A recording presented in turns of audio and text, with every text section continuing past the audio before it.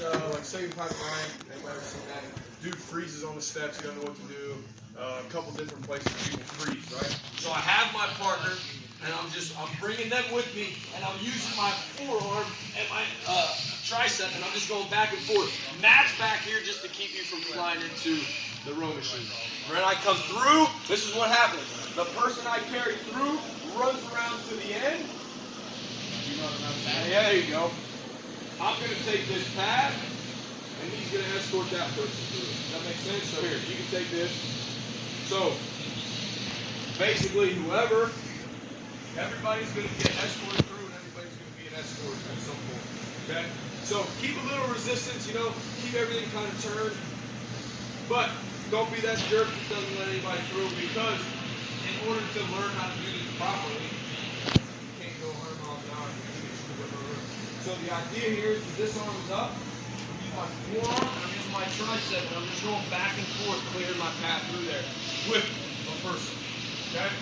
So decide who's going, escort them through. Go ahead, please. He puts them in a headlock. Good. Now, you take somebody's pad. Jacob goes back to the front. Now Jacob's escorting in through. Good. That was good resistance too. That was really good resistance. Matt, if you want to back up just a little bit, give him a little bit. Yeah. Go ahead. Yeah. Really back and forth. Now I want you to think about this real quick. Are you stronger?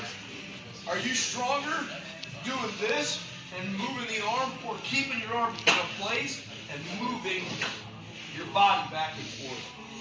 Really use your body versus doing this. Okay? Go ahead.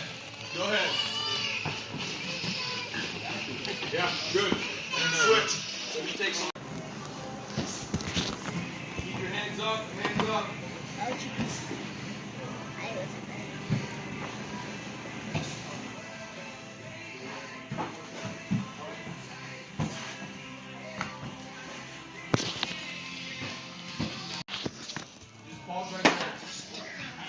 Yes, much better. Much better. Now listen, some of you are getting real high up in the shoulder. I want you to think how leverage works. Okay? If I'm all the way up against his body, I'm very limited on my leverage. If I'm hooked at his elbow, I have a ton of leverage. Yeah. Holy cow. But if I'm in here by his shoulder, I have much less. Right? So I'm really trying to get elbow to elbow, either underhand or overhand. If they're taller than me, sometimes underhand is easier, but I have more success if I can get over. What would it do? Pull your shoulder down, didn't it? If I can pull his shoulder down, how much easier it is for me to move? Yeah, right? If I'm under, sometimes he can stay tall and it's a little bit harder to rotate. But if you throw with big shots, sometimes it's hard for me to get my arm up. We were walking, and it was like the hero I mentality. Put him behind you. Get between you and them. I put him behind me. I let go because I do this. Somebody else snatches them up. Right? I have to keep them where I can see, and I can see them. I've already seen this area. I already know what to say. Go. Does that make sense? So, getting in a group of 3. If we need another person, she can do it. You go and decide we're going to switch. Hey. You didn't tell them to stop. All you said was, hey. Yeah. These are not farm animals you're hurting. You got to talk to them. You got to do it fast. Listen, as soon as they start moving, you're in the same aisleway. Already start thinking, aisleways at Walmart are not this long.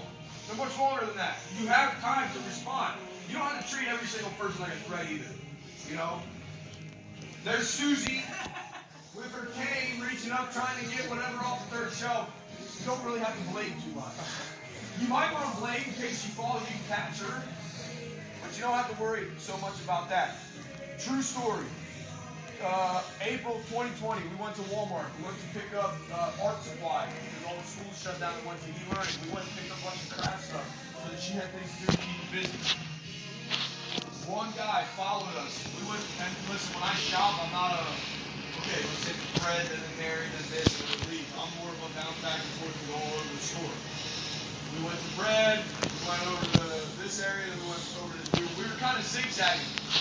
Very erratic. This guy I saw every single time we went around the corner, he was right there and following. Every time we went down the aisle, he was following. Finally, we were in the craft area, and here he comes. I stand at the end of the aisle, and I asked my wife, I said, "Is it his man? Is he really that he's following?" She said, "Yeah, he's kind of freaking me out." So it was the aisle. My wife was 6 months pregnant. So she's like, you know. The aisle, my daughter, I shoved my wife up against my daughter into the aisle, and then started to approach the guy. And he kind of stood there. I just told him, I said, "Look, I don't want to see you again. Get out of here." And he left, never saw him again. He didn't say, like, "What are you talking about?" Which led me to believe, okay, my hunch was right. Right? Protect her. Don't go, don't let her in the middle! Yeah, you guys are attacking Abby.